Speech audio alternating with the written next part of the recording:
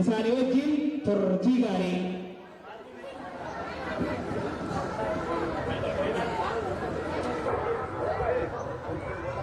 السلام عليكم ورحمة الله وبركاته.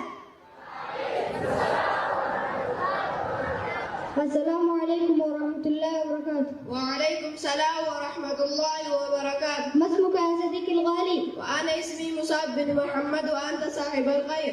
وأنا اسمي يوسف بن جمال. أعتقد أنك طالب في الدين الإسلامي. صحيح، أنا طالب في مراكز الدين الإسلامي. كيف عرفت ذلك يا أخي؟ إني أرى فيك علامات الدين الإسلامي. الحمد لله الذي زينا بالدين الإسلام.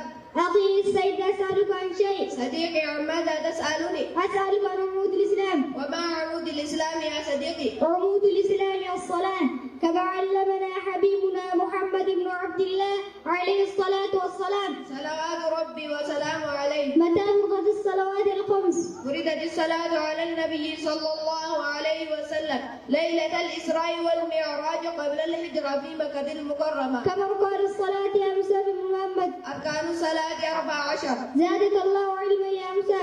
آمين، ولك يا ابن جمال. وما واجباتها يا أخي؟ واجباتها 8. وما سننها؟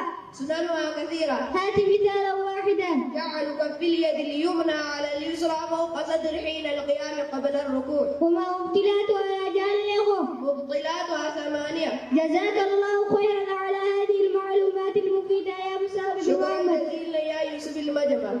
والسلام عليكم ورحمة الله وبركاته. وعليكم السلام ورحمة الله وبركاته. تكبير!